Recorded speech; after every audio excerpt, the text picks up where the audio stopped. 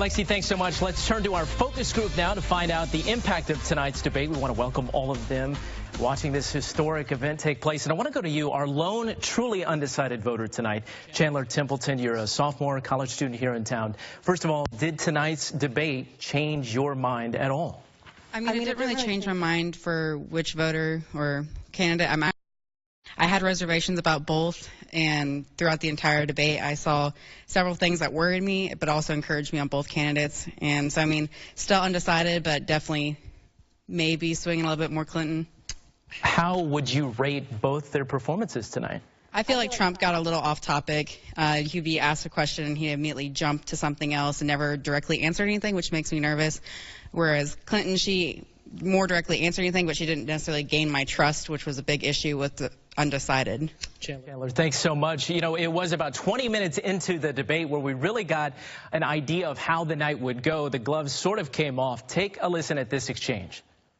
At least I have a plan to fight ISIS. No, you're telling the enemy everything you want to do. No, we're not. See, you're telling the enemy everything you want to do. No wonder you've been fighting. No wonder you've been fighting ISIS your entire adult life. All right, so there you have it, the back and forth between both candidates. I want to go to Assistant Professor of Political Science at Park University, Matt Harrison. Matt, you know, first of all, do you think this debate lived up to the epic hype as we went into tonight? Well, you know, I think that as we found in a lot of political science research, there's a lot of biases people bring in with them to viewing a debate. And I think that if you're a Trump supporter, you probably like what you saw from Donald Trump. And if you're a Hillary Clinton supporter, you probably liked what you saw from her as well. How would you judge the tone between both the candidates throughout the debate? You know, I think it was pretty clear that Hillary Clinton, as had been discussed beforehand, had a real strategy to try to needle Trump a little bit, see if she could rattle him a bit on some issues that he was maybe able to be rattled on, things like his wealth and his confidence. And I think that, as the kids say, her troll game was strong. Breaking out some of that millennial language that a lot of these candidates would like to target, of course, Mr. Trump and Secretary Clinton. There was an exchange between two of the hot topics of this contest so far. We're talking about Clinton and taxes from Donald Trump. Listen to this. My tax returns against my lawyer's wishes when she releases her 33,000 emails that have been deleted. As soon as she releases them, I will release my tax returns. He's not all that enthusiastic about having the rest of our country see what the real reasons are, because it must be something really important, even terrible, that he's trying to hide. All right. Cole Kazmier here, a freshman college student here in the Metro. And Cole, we talked before the debate. You said you were definitely not going to vote for Hillary Clinton, but you also said that Trump needed to earn your vote tonight. Did he do that? Well, until he tells us what he's going to do about the economy, you know, trickle-down economics hasn't really worked in the past. I think a lot of the problem that we face in this country is the banking institutions that are going to run the economy. You know, until I see a candidate do something, take something to that, you know, they address that actual problem. You know, we got the Federal Reserve. They haven't really been audited. I would like to see some candidates actually addressing real issues.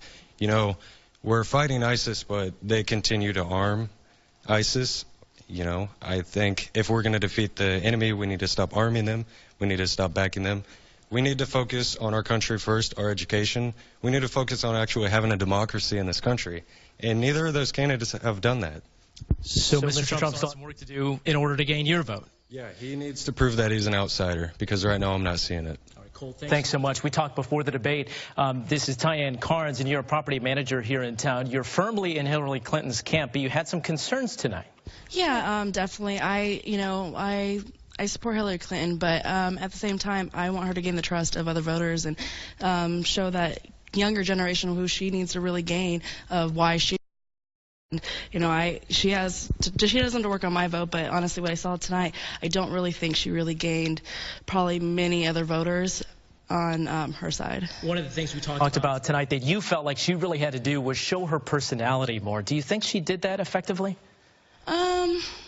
A little bit, because I feel like she held her composure a lot better during the debate, but I definitely kind of agree with what you said. You know, if you're already a Trump supporter, you definitely felt that he was a stronger candidate. If you're a Hillary Clinton supporter, you felt that she was stronger. You still planning on voting for Secretary Clinton? Yes, I will be voting for Hillary Clinton. Well, talking about some of the moments where Mrs. Clinton really did kind of show her personality, according to what a lot of her supporters are saying. Take a listen to this exchange between Mr. Trump and Secretary Clinton. I don't know who you were talking to, Secretary Clinton, but you were totally out of control. I said, there's a person with a temperament that's got a problem. Secretary Clinton. Woo, okay.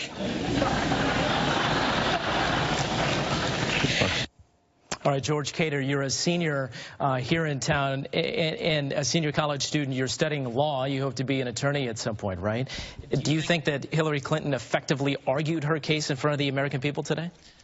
There were bits and pieces I've noticed that had a substantial argument. However, as it was mentioned, the conversation quickly devolved into mostly like name calling, and they threw mud on the table. Very little substance in their arguments, though. Show of hands, finally, who's looking forward to watching the second presidential debate in St. Louis? All right, sort of a slow hand in the air right there. 41 Action News, of course, will be in St. Louis to cover that debate. Much more to come tonight, though, on the election and tonight's debate performance. Rhiannon. All right, a big thank you to that focus group, and thank you, Mike.